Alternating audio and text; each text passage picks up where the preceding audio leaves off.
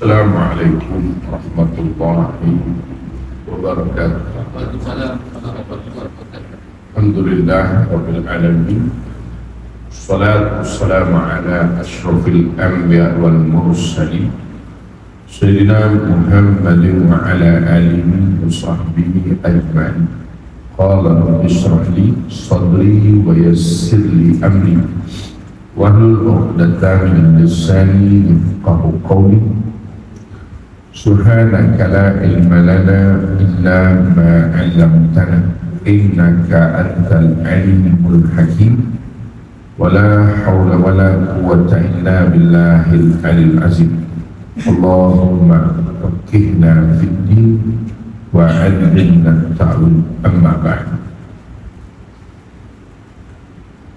Kasih kepada bagi para pengacara majlis dan imam seluruh dan kuasa Masjid Al-Nikmah Kepiatu, para asatizah, tuan-tuan muslimin dan muslimat hadirin yang dirahmati Allah sekalian. Alhamdulillah, dan itu ucapkan syukur kepada Allah SWT kerana pada pagi ini dapat kita kumpul dan limpun di masjid ini melaksanakan tuntutan kita di awal pagi kehidupan kita di hari yang baru.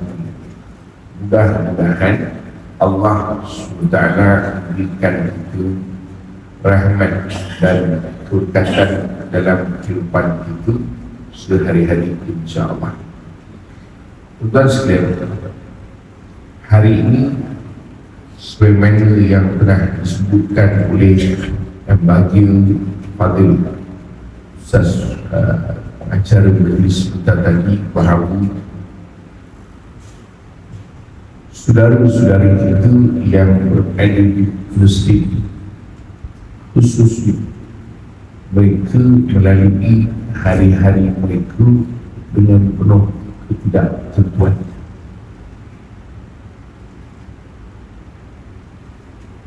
Sebenarnya ini adalah perkara yang baru kepada orang-orang di Palestin.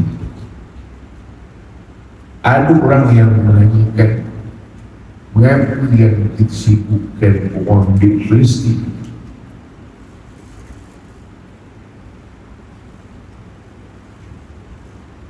Oleh kerana mereka memang berada di Palestin, jadi nak buat macam mana?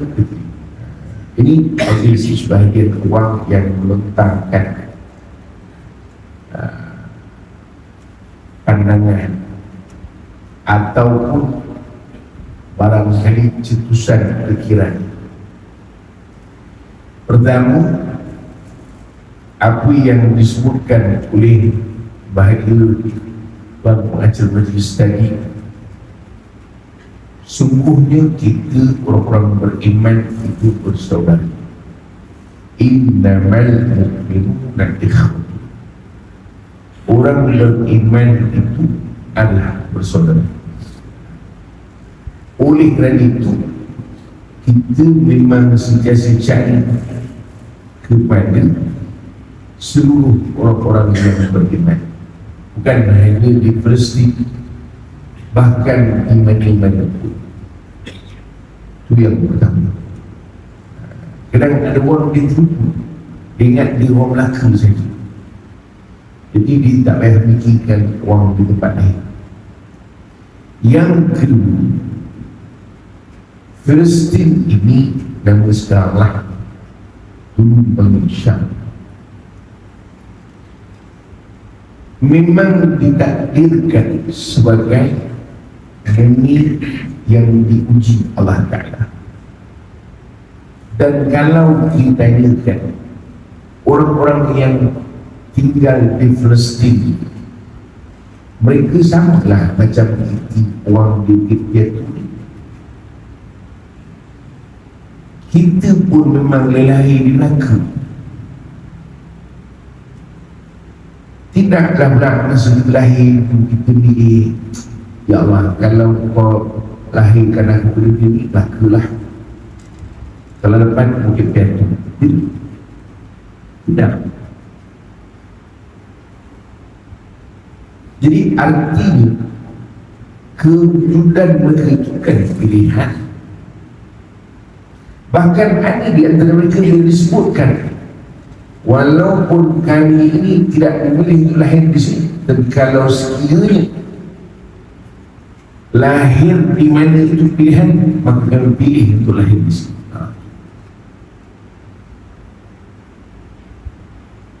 Berarti menunjukkan bahawa ada perkara yang kita sebagai manusia kena melihat pada sudut yang luas, dalam konteks bahawa apa yang Allah Ta'ala berikan kepada orang lain tidak beri kepada kita, bukan bermakna kita selamat.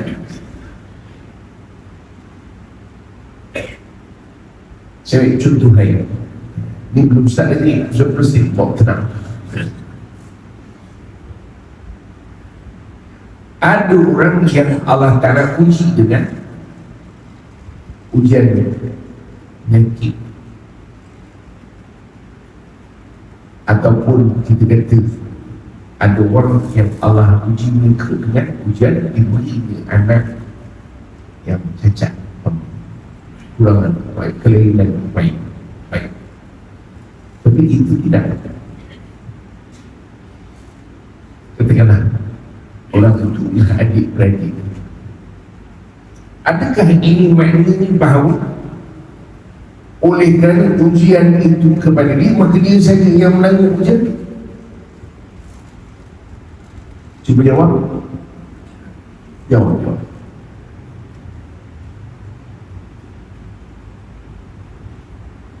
Apa alasannya untuk mengatakan bahawa kita itu diselamat oleh Allah Ta'ala dengan maksud bukan ujian untuk kita? Jawab. Kalau berani jawab. Sebab itu apa yang berlaku kepada orang lain memanglah ujian untuk dia, tetapi pada masa yang sama dia juga adalah ujian. Orang yang mungkin diuji dengan diberikan anak lebih besar, lantar, dia diuji dengan ujian itu secara langsung. Kita barangkali diuji pula secara tidak langsung, bersolidariti dengan dia. Dan tuan buat tahu je oleh kerana kau pun tengok anak tu, tengok orang pelantar semua, kau tak payah jalan-jalan sangat, kau duduk bila dia diam. Biar kami je yang berjalan, kau jangan terseronok pasal kau pun nampak macam hal tu Allah uji kau. Kami tak begitu. Oh macam tu, begitu ke? Berani kita cakap begitu. Wanti pula terlalu kita pula fikir sama pada muka. Jadi sebab itulah benda yang sama kepada segala kita itu pasti. Maknanya apa yang berlaku kepada mereka itu kan hanya ujian untuk mereka.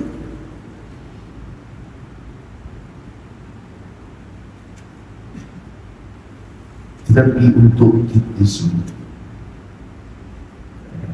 jangan jadi perangai ayam. Itu perangai ayam. Dan selalu beli ayam dah mati ke, ayam hidup lagi. Maknanya dah meninggal lama lah.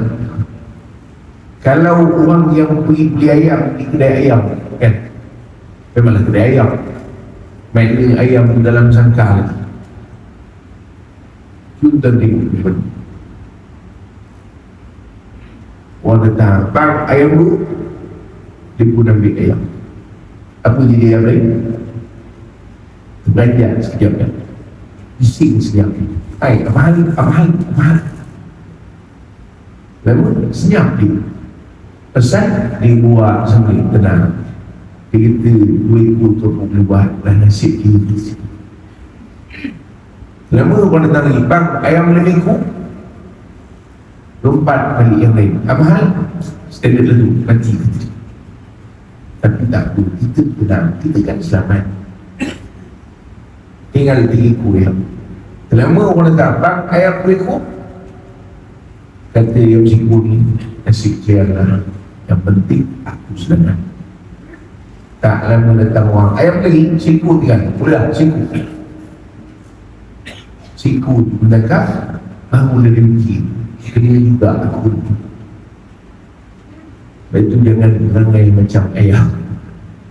Agak salah dia buat gitu. Tapi maknanya kita orang beriman ini itulah basic. Apa yang mereka rasa kata Nabi Sallallahu mithlul jasad,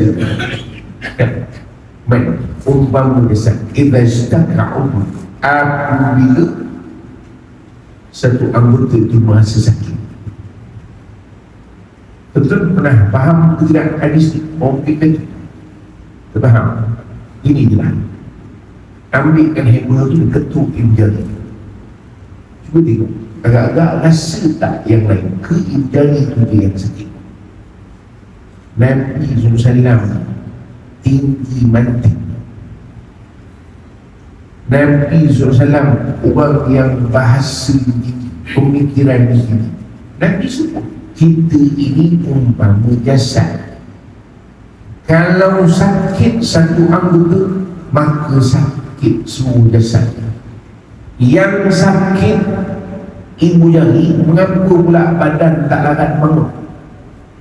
Yang dihembuk tadi ibu jari ke badan semua? Oh makcik, faham ke tidak? Maka itulah kita. Habis. Itu cerita kenapa kita, kalau orang tanya mengapa yang menyibuk kita dengan orang Kristian. Bu, ada orang kata, dia kata kita orang Malaysia ni yang menyibuk beria sangat, orang Arab tak menyibuk pun. Bagus juga ayat itu. Ada betul kita. Memang dia pun. Saya dulu lebih kurang 4 tahun di Jordan. Saya itu kan kira antara negeri yang banyak saya berceramah Melaka. Selain dari Islam Molah, memang saya ikut Islam. Sebab saya mengaji, saya diberi beasiswa di Melaka. Salah saya ni anak kelahiran Melaka. Oh tenang, tuan-tuan jangan tengok nama saya. Minggu sudah saya ke Ramuan Besar, Ramuan Besar. Ada pula pengurusi masjid ini, nama sebiji, nama bapa saya pula. Saya ingatkan, saya suruh untuk Melaka nama ini. Saya kata, tuan memang asal orang Ramuan Besar. Dia kata, memang orang sini Ustaz. Sudah. Maknanya menunjukkan bukan saya seorang lah nama bunyi bilik. Dia pun bin Rahman ni sebiji nama, cuma nama depan yang nak, tapi nak sebut di depan saya ni memang buang lagi apa saya berusia tanah. Jadi 4 tahun di Jordan begitu sama. Lepas kadang-kadang kita tengok hebat lagi orang lelaki pada orang Jordan. Bukan nak cek orang lelaki ni buat tenang, tapi maknanya itulah. Hatta kalau di Saudi sekalipun, saya cerita pasal saya mengelok Kristian. Kalau dalam ilmu mudah-mudahan saya ada kelayakan untuk cakap. Memang kerja saya buka ceramah ni dan kerja saya sudah membuka. Saya memang ada syarikat umrah saya ni, bukan iklan, tuan-tuan jangan salah faham pula. Tapi memang begitu. Kita kalau duduk di Mekah waktu ni, kadang-kadang kita pun tak tahu orang Palestin perang ke tidak.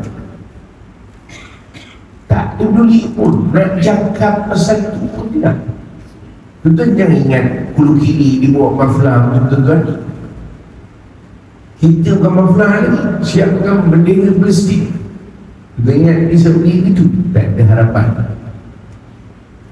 Sebab itu apa yang tular baru ini pesan, jangan pergi umrah pakai baju free Palestin lah, apa nama, stand Palestin lah, Gaza, Hawaii. Ada mungkin itulah, cuma pesan saya tak bisa, jadi saya pun tak tahu cerita. Tapi diberitahu itu kemungkinan betul, tapi tidak boleh. Sebab itu kalau soal kita bersolidaritas dengan saudara kita itu berpandukan orang Arab, maka Nabi sebut la fadl baina Arabi wala Ajami, tidak ada apa lebih pun orang Arab dengan orang Ajam.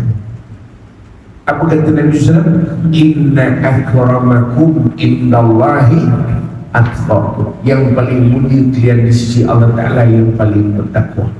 Jadi usah kita kirakan orang Arab pun buat tak tahu, tak, itu kan penilaian dia. Kalau macam itu, apa hal yang orang Melaka sibuk pergi ke Mekah? Oh macam, cuba jawab bang, yang orang Melaka sibuk pergi ke Mekah buat umrah, kenapa? Tuan-tuan ingat orang Arab rajin buat umrah. Saya seorang kawan, dia ni memang bisnes dengan saya, dia punya bas, dia 15 biji bas Mercedes. Saya tanya dengan dia duduk di tempat kita berniat tu di Tanah Air, dia lagi ke dalam sebelum Masjid Tanah Air. Masjid Tanah Air tu lebih kurang 3 km, dia tak sampai 3 km dari masjid.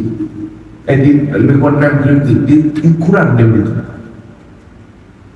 Saya tanya dengan dia, umur lebih kurang 34 tahun.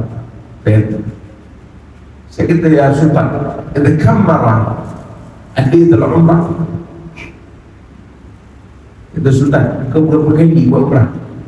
Wallah Ustaz, ma'aksar min 3 marrah. Kata wallah Ustaz, aku rasa tak lebih 3 kali. Tak dia babi nama itu. Habis yang kita sibuk orang nak ke Mekah apa? Kalau nak mengikut Arab, faham? So itu kan penilaian kita duduk sebagaimana yang dianjurkan oleh Rasulullah SAW. Habis itu, faham tu tak? Ni kalau tak faham tak tahu lah. Dan Ustaz ini orang tanya begitu, betul tak? Orang tanya itu, yang kita sibuk orang lain boleh kamu. Saya kenal orang tanya ni geram tu, empuk aja kan, kalau empuk kan viral pula. Ustaz Samsing dia kan Ustaz tak ada gerak kan, Ustaz dia senyum macam nak cakap agak gerak sikit. Kalau semua orang tak tahu macam ni, tak boleh. 2, 3 tuan-tuan, ada orang tanya, orang Palestin duduk dan diam, dia tak boleh kan? Elok hari tu bangunan tak rubuh, masjid tak rubuh, duduk dia dan diam. Apa yang sibuk nak pergi hantarkan roket ke Israel tu? Betul juga kata kita, dia tak menolong. Kan elok duduk dan diam. Kita pun tak ribut nak mengedarkan tabung nak pergi motif duit. Kata kita. Saya nak sebut sikit tuan. Saya malam tadi berempat tuan, serba Rusia pagi di sini. Dan sebenarnya kebetulan memang beberapa hari ini pun program-program dengan Akson saya nak bawa supaya tuan-tuan tahu bahawa ini orang-orang di Gaza itu kan mengadi-ngadi yang mengadi orang Melaka. Malah orang Melaka saya begini, laki Ustaz ni dengan kita je kata. Ya, orang bersibuk kata apa orang Palestin tak ada kerja, duduk di ladang diam. 637 Masihi, ini zaman Sayyidina Umar, Masjidil Aqsa diserahkan ke Sayyidina Umar Ibn Khattab sebagai khalifah ketika itu oleh Byzantine.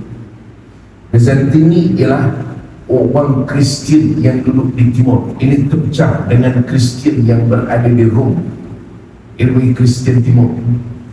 Ya, dia orang pecah. Jadi dia orang kontrol di timur. 637 masjid, sekarang 2023. Maknanya sekarang 1000 tahun lebih. Masjid Al-Aqsa itu diserahkan kunci kepada Sayyidina Umar bin Khattab radhiyallahu anhu. Walaupun ketika itu pasukan perang yang dikirim oleh Sayyidina Umar bin Khattab telah berjaya, tapi ketua Byzantium ketika itu minta supaya aku mahu menyerahkan kunci itu sendiri kepada khalifah kalian. Maka diberitahukan khalifah yang berada di Madinah ketika khalifah masa itu masih di Madinah. Datanglah Sayyidina Umar, kisah epik yang kalau tuan-tuan pernah dengar lah. Ketika Sayyidina Umar radhiyallahu anhu sampai di pintu gerbang Baitul Maqdis, Sayyidina Umar naik itu kuda ke naik untuk makcik kereta kuda ke kuda ganjat makcik celaka. Sebab ini kisah epik. Sayyidina Umar berjalan kaki saja. Dan bukanlah daripada Madinah berjalan kaki. Jadi kebetulannya Sayyidina Umar seluruh sahabat yang menamping maksud Abu Ubaidah terhadap saya. Ketika itu Sayyidina Umar bergilir. Dia bincang tak? Sebagaimana disebut dalam satu riwayat, dia kata Sayyidina Umar bergilir daripada Madinah. Inilah, ini kedai nasi kuning. Kalau kita naik dulu Jahannam menentang ni. Jadi kita begini. Sahabat dia kata, wahai Nabi, engkau je naik, aku jalan. Tak cik, kita begini. Aku naik, aku baca Quran satu makra, aku turun. Kau pula naik. Kau baca Quran satu makra, kau turun. Aku naik. Sampailah kita sampai. Bila sampai dekat pintu Baitul Maqdis, Sayyidina Umar berjalan. Kata sahabat ni, ya Amirul Mukminin, nak sampai dah ni, engkau lah naik. Apa hal pula aku yang naik? Dia kata tak, kita ikut flow perjanjian kita. Kalau kita jangan buat kerja 14 kita polis standby lah. Apa berlaku? Perjanjian apa nama ni, Byzantine punya ketua ni, dia kata takkan ini khalifah. Dan kebetulan disebut dalam ayat melalui kawasan menuju ke pintu gerbang Baitul Maqdis itu, keadaan itu agak berlompak baik. Maka Sayyidina Umar gantungkan kasutnya, lagi mampu tuan tu. Macam ini yang punya panglima, macam ini yang punya khalifah, boleh kalahkan tentera. Dia bukan kali pertama tuan. Jangan terperanjat macam itu. 637 masjid. Dan ketika Sayyidina Umar ambil, disebutkan ketika itu betapa Baitul Maqdis itu tidak terurus. Dia orang bukan beria sangat nak pun. Bukan sebagaimana yang kita tengok hari ini. Tak. 687 masjid apabila kita mula dengan Khalifah Bani Umayyah. Kalau tuan-tuan ingat, itu di Dimashq yang diasaskan oleh Abu Sufyan bin Muawiyah bin Abu Sufyan. Itu dinasti Bani Umayyah kontrol pula. Kemudian turun, tapi sebelum tu berlaku di gempa bumi 746 masjid rata Masjid Al-Aqsa dinaikkan balik. 754 masjid apabila jatuh Bani Umayyah, naik Bani Abbasiyah, bertukar tangan lagi. Semua orang mesti menjadikan Masjidil Aqsa itu sebagai achievement mereka. Bukan orang Islam saja, bahkan orang-orang Yahudi dan Nasrani. Habis kita orang Islam hari ini menang. Yalah, itu.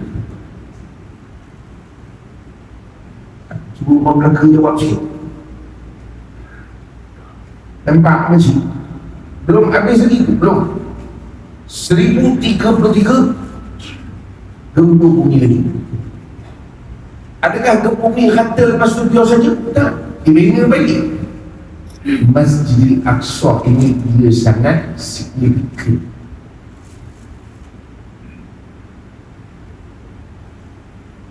Tentu ingat apa Pantai Kelepar? Yang tetap pula buat je lah begitu.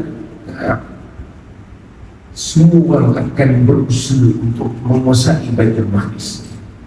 1034 jatuh kerajaan Bani Abbasiyah, naik pula. Pada ketika itu dipegang oleh tampuk pemerintahan Fatimiyah Mesir.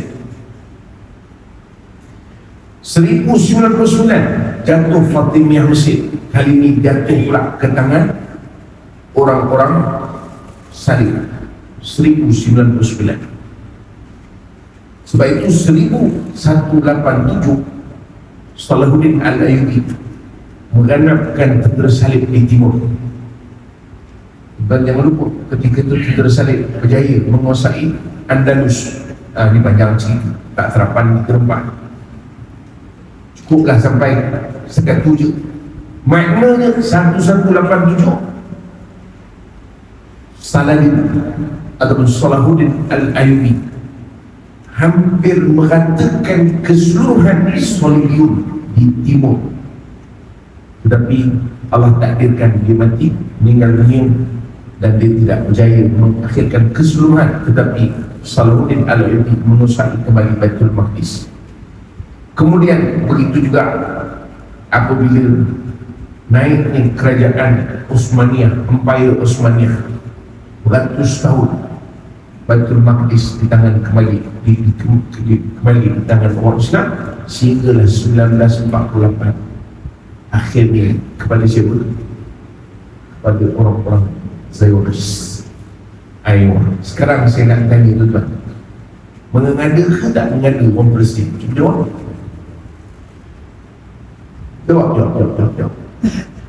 Kita hantar orang mungkin mentulah macam. Sebab itu jangan cakap baca sejarah. Ini bukan soal mengada-ngada tak mengada. Dan ini bukan benda baru. Makna dari zaman Sayyidina Umar. Makcik Sayyidina Umar ni sahabat Nabi SAW. Makamnya di mana? Tu sebelah Rasul SAW.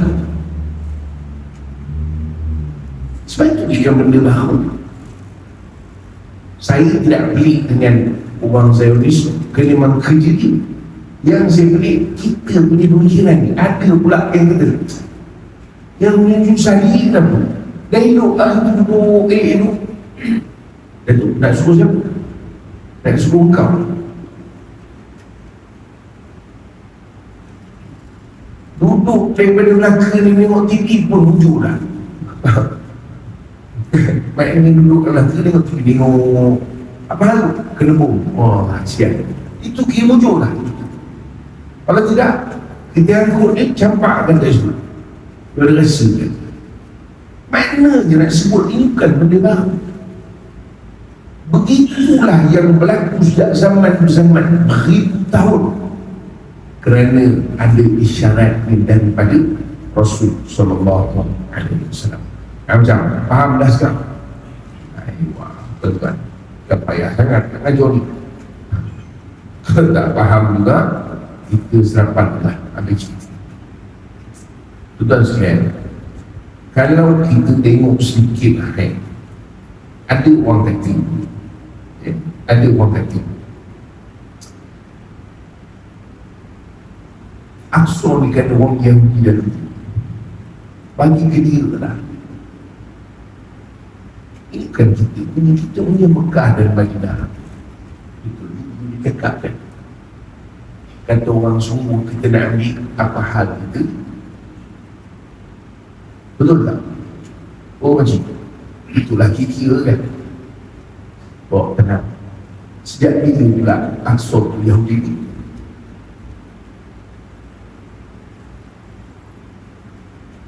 Dr. Salah Al-Khalid, seorang ulama di Jordan, saya sempatlah duduk dalam majlis ilmu ini. Seorang yang sangat dipanggil prolific dalam penulisan, banyak buku ditulis, orang yang alim terkenal di Jordan sana. Dan di antara yang banyak cakap mengenai Palestin. Dan dia melakukan kajian tentang hadis-hadis Nabi sallallahu alaihi wasallam. Saya beri kasih sesungguhnya ni saya tak nak akademik sangat, tak mampu itu. Apa dapatan? Nabi Ibrahim alaihissalam adalah orang yang membangunkan Kaabah sendiri. Kerana pembinaan Kaabah itu pertama oleh para malaikat. Sebab itu disebut masjid yang mula-mula dibina di atas muka bumi, dibina ialah atau rumah ibadah yang mula-mula dibina atas muka bumi adalah Kaabah. Dia dibina oleh malaikat. Di situ tempat rumah ibadah di atas muka bumi yang dibina oleh manusia yang mula-mula sekali dibina.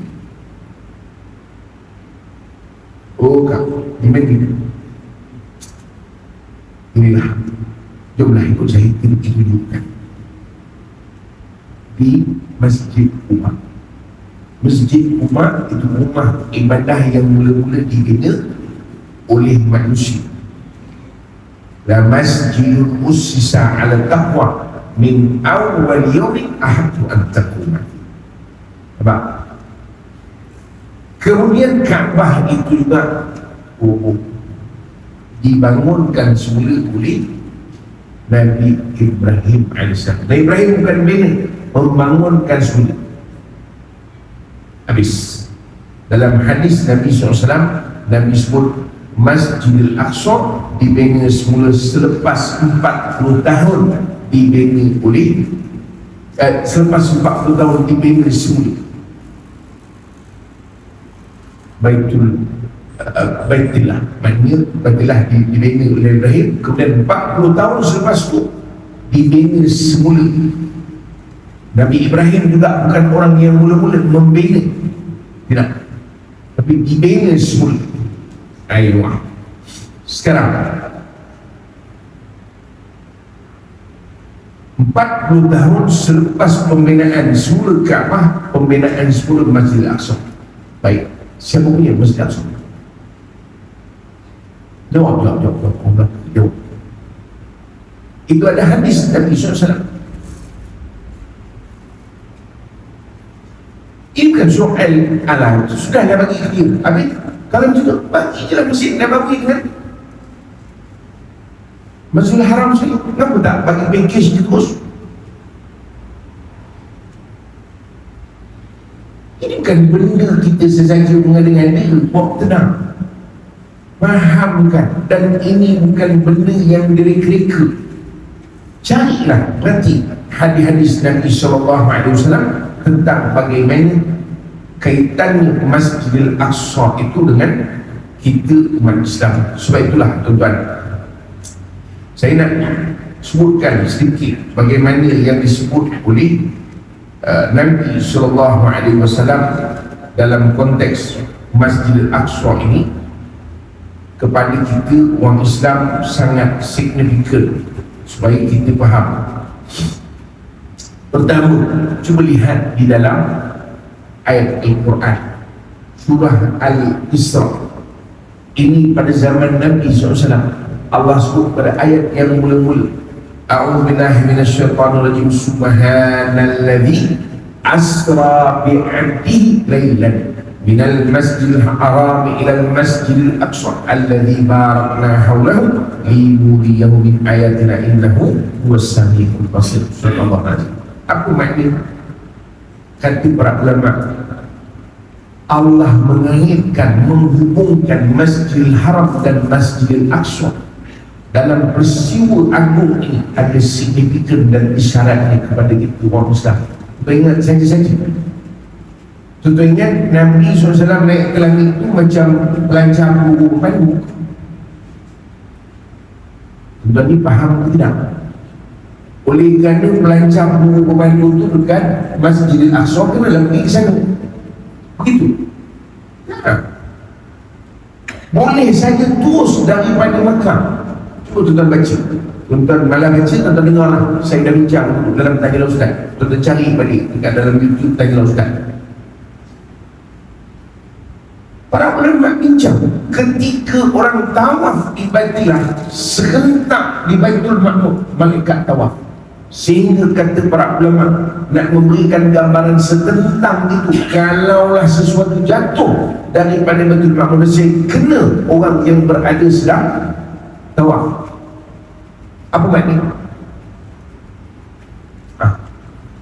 Kerana itu kan elok saja terus naik ke langit daripada Masjidil Haram.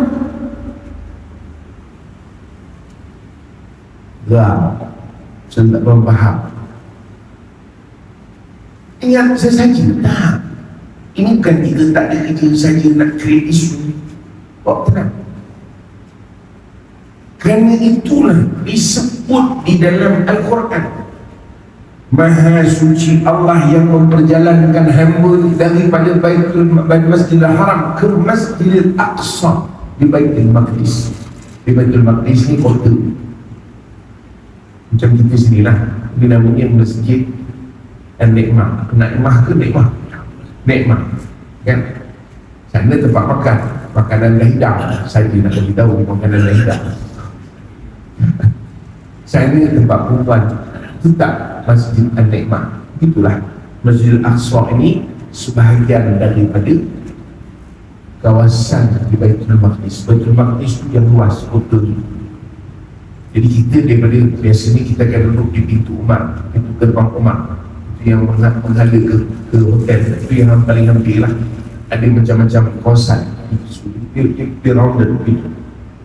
Biasa kita duduk di sana lah, pintu gerbang Umar, masuk.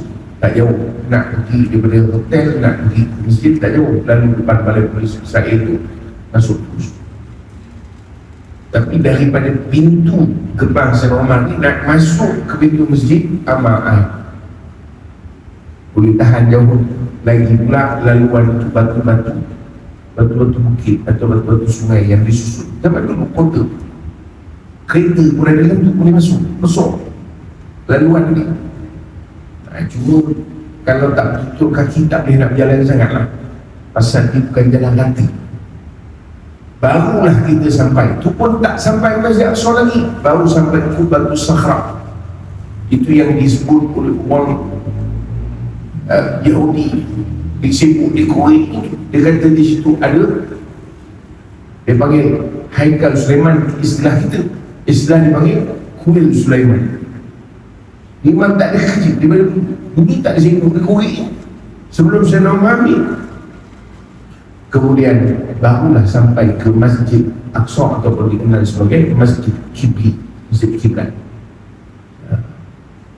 Saya sepatutnya bulan 2 ini kita memang ada program Road to Kiamat. Nampak gaya belum sempat program memang kiamat itu dah. Sepatutnya kita program sebab kita nak menelusuri tanda-tanda kiamat yang ada di bumi itu. Tuan, bumi Baitul Maqdis ini, bumi Palestin ini, dia bukan macam kita di Melaka tak masuk tanda-tanda kiamat. Faham tak macam? Bukan maknanya Melaka tak kiamat. Saya kata tanda-tanda kiamat disebut Nabi SAW itu bukan di Melaka. Di situ tempat ada hadis daripada riwayat Imam At-Tirmizi, Dajjal dibunuh di situ. Hadis yang masyhur tentang Dajjal nak keluar bertanyakan tentang kebun-kebun di Baisan, tanyakan tentang laut Tasik Fabaria, sama ada sudah kering atau belum kering. Itu semua tanda-tanda di sana. Dia tak tanya Pantai Kelembang. Dan faham ke tidak? Supaya kita tahu signifikan Aqsa tu macam kerana kita ni orang Islam. Ini tak habis-habis eon. Bukit keluar, bukit tu, bukit eon, Aikro, sebelah sini, yang belah sana dekat Melaka, Bandar Melaka punya itu apa? Bandaraya. Itu kerja kita, eon, itu je lah, tak ada kerja lain. Bukanlah salah, tapi janganlah sampai tak tahu langsung kaitan benda itu dengan kita. Ini kan akidah kita. Bagus jugalah tajuk ni buat sesubuh, biar mabuk sikit, sesubuh ni. Tuan, sebab itu yang pertama. Yang kedua, dalam hadis Nabi SAW, Nabi SAW sebut secara jelas Ini hadis yang selalu kita dengar. Apa kata Nabi SAW? La tasuddur rihal illa ila salasatil masajid. Jangan kalian beri susah payah. Maknanya susah payah disimpan duit, tahan perut, ikat perut, buat tabung semata nak pergi Korea. Muka Melaka ada hati nak pergi Korea. Bukanlah salah. Dan ini Nabi sebut, bukan saya sebut. Dan tuan panggil saya ceramah pasal apa? Kan tak ada kerja dalam itu. Saya ceramah lah. Lain kali tuan jemput saya makan sarapan pagi je sudah lah. Nabi saya sebut ada orang menampung, kan kecil orang sebut kita. Kalau kita menambung sikit, kita boleh pergi hujung tahun, pergi ke Kashmir. Kak, sebelum kau nak pergi ke Kashmir, kau dah pergi belum ketiga-tiga ni? Kashmir lah, Jepun lah, Korea lah. Ni Nabi sebut, La tasuddur rihal illa ila thalathatil masajid. Jangan kalian susah melainkan pergi ke tiga tempat. Al-Masjidil Haram Mekah, wa Masjidil Hadha Madinah, wa Masjidil Aqsa. Nabi tunjuk Aqsa ni maknanya yang jauh. Jauh lah. Pasal Masjidil Haram dengan Masjid Nabawi baru lebih kurang dalam 600 kilo. Masjidil Aqsa yang buat kerja. Maknanya keluar daripada Saudi, masuk pula ke Jordan, masuk pula ke Palestin, Baitul Maqdis. Kan jauh tu, 1000 kilo. Itu kata Nabi SAW. Sebab itu kenapa kita, kalau ditanya kita, memang Masjid Al-Aqsa itu dekat dengan kita, tapi kita yang tak pergi. Lately ni lah, lately. Setuju ke tidak makcik? Oh makcik, dulu-dulu mana ada kita cerita sangat tuan-tuan. Masalahnya dulu pun kuliah tak berapa nak ada. Ke Melaka macam mana? Lebih Kuang tu kan. Dulu ini zaman saya kecil-kecil. Kalau saya dekat Kuang tu, rumah saya tu, dekat surau tu, habis sembahyang maghrib, nunggu sembahyang isyak, dia boleh bersela ramai dengan imam-imam sekali. Dia mengukuk lenteng dalam masjid dalam surau tu kan, relax, dia lenteng kan, digulung kan, gulung di balon relax. Lepas tu dalam surau tu menjelang isyak kata sudah nak pam apa nama lampu gasling dulu. Main dulu kuliah sangat nak cerita Palestin lagi tak ada harapan, tapi Alhamdulillah sekarang ni semakin celik. Itulah Abjam faham orang nikmah. Itulah tak faham juga, saya tahu lah. Habis saya nak cerita sikit pasal boykot tu, sikit saja pasal matahari dah terang. Memang jam 7 subuh, tapi kita punya subuh tadi 5.47. Betul, jangan tak perasan pula. Ini sikit lah bab boykot ni. Memanglah ramai orang tak suka pasal ia terkait dengan macam-macam hal. Saya pun setuju. Sebab itulah saya kata orang yang boykot kena jaga akhlak. Saya kata itu kenapa? Kerana boykot itu memang benda yang dibincang oleh para ulama. Bahkan ada di antara mufti-mufti itu juga yang bercakap. Jadi kalau mufti ni artinya orang yang ada autentik, cuma tidak dipetuakan. Kerana kalau petua dia jadi wajib. Tuan faham ke tidak? Sebagaimana kita di Melaka, di Selangor, di kebanyakan kita di Malaysia dipetuakan. Kita kalau mengaji akidah Asy'ariyah Maturidiyah, mengaji fiqh Syafi'i, itu dipetuakan, jadi wajib. Kita kena faham, bila dipetua jadi wajib, tapi ada tak dipetuakan? Ada? Boykot? Tak ada, tak dipetua, bawa tenang.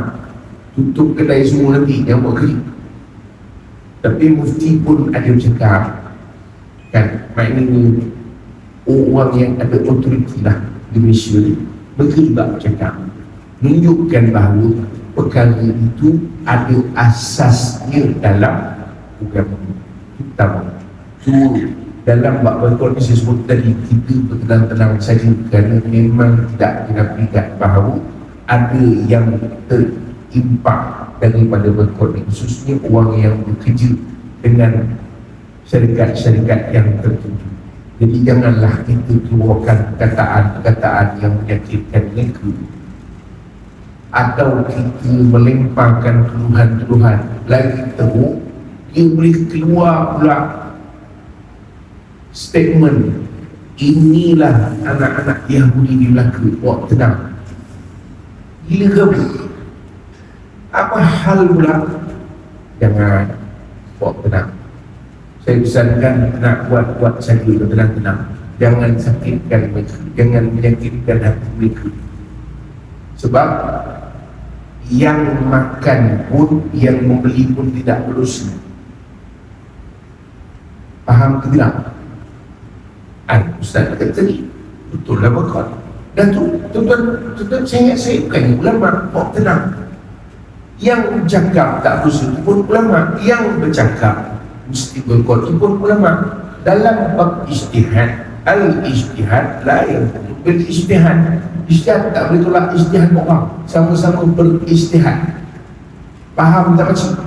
Maknanya kalau yang makan daging pula, yang makan makanan itu memang disahkan halal, cara membelinya halal, cara menyediakannya pun halal, hukumnya pun harus. Apa masalah itu? Tuan faham ke tidak? Tapi ada sebahagian kita, saya kata saya pun nak makan Ustaz, tapi saya tak sampai hati. Saya tak sampai hati. Sebab apa yang dibuat oleh orang Zionis pada saudara-saudara saya di Palestin, itu menunjukkan kita ada perasaan. La yu'minu ahadukum hatta yuhibba li akhihi ma yuhibbu li nafsihi. Tak beriman, tak sempurna iman kamu, melainkan disayang kepada saudara sebagaimana disayang isteri. Sebagaimana dirasakan, begitu juga dia nak saudara dirasakan. Kalau saudara dia rasa sakit, dia pun tak sanggup. Mungkin aku tak sakit, tapi aku tak sanggup pula berseronok-seronok. Begitulah ibaratnya. Faham tuan-tuan? Jadi saya pesankan bertenang-tenang, bertenang-tenang. Jangan kita sudah keluar statement yang bukan. Saya paling nyampah tengok kadang berlebih-lebihan. Ada yang keluar statement, kalau nak tengok anak-anak Yahudi, tengoklah yang bekerja dekat tu. Bawa tenang bang. Jadi sebenarnya kau nak tutup guru Yahudi, kan marah ni. Janganlah begitu. Perkara ini keijtihadi. Tapi kalau tanya saya, macam mana? Maka saya kata, sekurang-kurangnya kalau buat kerana bersolidariti dengan saudara di sana, maka tutup itu perkara yang baik. Tapi kena ingat, bukan itu saja, ada banyak benda yang mesti kita buat. Dan yang paling penting, sebagaimana yang dibacakan dalam doa tadi, baca, doakan mereka. Kalau boleh sumbangkan sekiranya mampu. Saya memang dah lama Ustaz tak makan McDonald yang kapsul, saya duit pun tak ada. Ayolah pula tu. Itu sebenarnya dia tak payah tunggu apa-apa hal laku, memang dia tak beli. Sebab dia memang berkira, dia makan RM3 je. Jadi itu bab lain lah. Tapi maknanya saya nak pesankan, yang saya nak cerita bab soal berkot tidak ni, saya nak cerita soal yang berkot ada hujahnya, yang makan pun ada setaranya. Yang penting akhlak kita. Jangan halakan senjata itu pada saudara kita.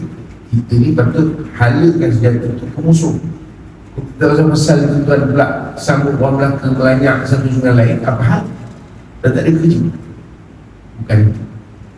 Faham macam bukan. Tuan jelas ke tak? Kalau jelas, saya rasa saya pun tak ada nak panjang, cukup tu. Kalau nak ikut banyak nak panjang, saya punya hutang, tapi saya cukup dah setakat tu. Pasal hari pun dah terang, lagi satu kita ni dah masuk makhluk, kita boleh kuliah dah waktu ni. Sebab bukan pasal matahari bergerak, sebab makanan dah terhidang. Kata Nabi SAW, la solatan bihadrati ta'am wala wawalafir ahdithan. Jangan kalian solat ketika makanan telah terhidang ataupun sedang menahan air sok. Tuan-tuan menghadap saya tak nampak, saya yang menghadap belakang. Main ini makanan-makanan terhidang dah, air serangan pun dah letak.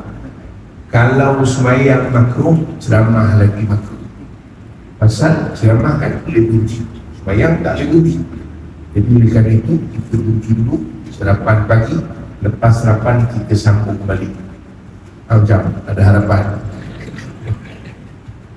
Saya silap dengan imam-imam jabul. Jadi saya rasa pagi ini selamatnya ialah untuk kita nak memahamkan apa sebenarnya situasi dan kaitannya kita Orang Melaka dengan apa yang sedang berlaku di Palestin. Saya percaya dengan sedikit perkongsian kita ni, mudah-mudahan kita dah faham apa yang berlaku dan hubungan kita dengan apa yang sedang berlaku di sana. Baik, jadi saya pun tak nak panjangkan. Tapi kalau ada soalan, tuan-tuan jangan tanya susah, tanya yang senang-senang. Macam dalam tanya Ustaz tu kan yang senang-senang aja ditanya. Kan? Dia tanya tu semua yang kita boleh jawab. Sebab itu tuan-tuan tengok Ustaz tu semua boleh jawab. Sebab tanyalah Ustaz yang Ustaz boleh jawab. Baik, kalau ada soalan, silakan. Kalau adalah saya bukan wakil Palestin, bawa tenang. Kuliah kita hari ini berkaitan dengan isu yang sedang berlangsung yang berlaku pada saudara kita di Palestin sana. Ayo, kalau ada soalan, ada ya?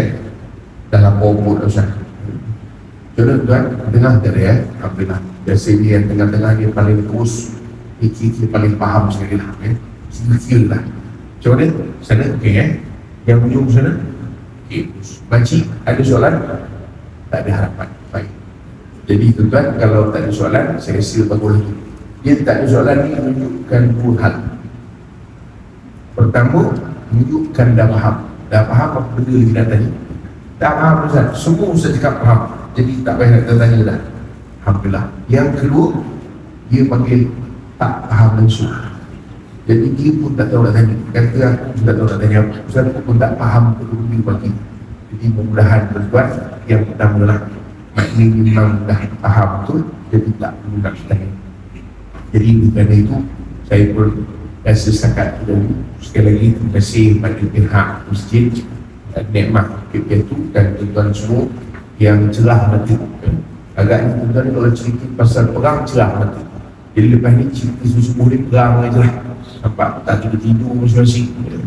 Jadi Alhamdulillah, aku pun memang orang itu ni kekil ngaji lagi. Pasal cerah mati untuk mendengar kuliah. Selalu pagi ni banyak tidur daripada bangun kan, tapi nampak orang nikmah ni Alhamdulillah celik-celik mati semua. Alhamdulillah. Jadi ala kuliah, mudah-mudahan ada manfaat kita bersama, mudah-mudahan dapat kita manfaatkan dalam kehidupan insyaAllah. Cuma sedikit sebelum hujung ni saya nak kebetulan dah bagi wawarkan satu insyaAllah pada 19 hari 12 ni dan 23-12 lah hari dulu tadi kita adakan program namanya kembali kehidupan selepas kematian. Tapi tuan-tuan tak payahlah risau kena mati dulu. Nama program ini. Program ini kita buat di Aceh. Ini untuk 4 poin busuk dan 5 poin busuk. Dah beberapa kali kita buat program bersama dan program ini saya sendiri yang handle. Dia bukan hanya sekadar melawat, tapi kita mengambil ibrah, mengambil pelajaran kerana apa yang berlaku di Aceh. Kita 20 tahun dah orang Aceh pun tak macam sedang pernah melalui tsunami, tapi kita mengambil pelajaran itu. Maka kerana itu saya buatkan satu modul untuk supaya dalam 4 hari 3 malam itu dapat memberikan sedikit pelajaran impak dalam kehidupan itu, mudah-mudahan. Jadi saya wawarkan, saya sudah program ini memang kita buat setiap bulan. Kalau orang Melaka ada yang nak ikut, silakan. Ada program yang lepas saya boleh seminggu lepas, iaitu ada orang Singapura pun ikut. Ada orang Singapura. Kalau ada orang Melaka yang ikut, nanti boleh dapatkan keluar sana maklumat daripada 13 air bersatu sesuaikan keterangan suci. Saya sendiri yang bawa. Kalau ada yang naik pun masih ada usul walaupun tak banyak. Ya, kalau semua dan suara ikut dalam masjid ni tak cukup lah. Tapi kalau ada yang naik pun masih lagi ada usulan. Cuma saya besarkan sikit je lah. Kita di sini ada usul-usul kita ikut yang sama dengan kita. Travel saya sendiri sebenarnya jabat saya ada depan jabat mufti tak buka lagi, tak melimpat betul. Nantilah bertenang-tenang jangan kelang kabut. Ada kat depan jabat mufti jabat tu mungkin tak buka lagi. Jadi kalau ada yang nak ikut bulan satu ada lagi. Cuma saya pesankan awal sikit kerana kita nak bagi trip tetapi jadi bulan satu ni sampai cuti. Sampai cuti. Jadi biasanya dia sampai cuti ni trip budget dulu. Satu orang budget naik tetapi orang Saudi malam-malam. Ya, jadi dia naik tetapi jadi kadang susah kita nak dapat. Maka sebab itu dengan awal supaya orang yang daftar bersama dengan kita dapat untuk sama-sama naik train. Jadi insyaAllah siapa yang nak bolehkan nanti dapatkan maklumat di luar sana. Wallahu'alam. Aku boleh hadam. Astagfirullahaladzim. Assalamualaikum warahmatullahi wabarakatuh. Bismillahirrahmanirrahim. Bismillahirrahmanirrahim. Alhamdulillah Rabbil Alamin. Salatu wassalamu ala asyrafil anbiya'i wal mursalin Sayyidina Muhammad wa ala alihi wa sahbihi ajma'in. Allahumma ja'al jam'ana hadha jam'al marhumah tafarqana min ba'dihi tafarqan maksumah. Allahumma arina al-haqqa haqqa warzuqna ittiba'ah wa arina al-batila batilan warzuqna ijtinabah. Allahumma 'alaika bil yahud wa a'wanihim al-mu'tadin alladhina qatalu ikhwana al-muslimina fil masjidil aqsa khassa wa fi Filistin hamma. اللهم انزل عليه وعلى من اعوانه بأسك الذي لا يرد عن القوم الظالمين. اللهم اجعل اخوان المسلمين المستضعفين في فلسطين اللهم الطف بهم وارحمهم واخرجهم من الضيق والحصار. اللهم تقبل منهم الشهداء واشفي منهم المرضى والجرحى. اللهم كن لهم ولا تكن عليهم. اللهم كن لهم ولا تكن عليهم. اللهم كن لهم ولا تكن عليهم فإنه لا حول لهم ولا قوة إلا بك. وصلى الله على سيدنا محمد وعلى آله وصحبه وسلم. الحمد لله رب العالمين.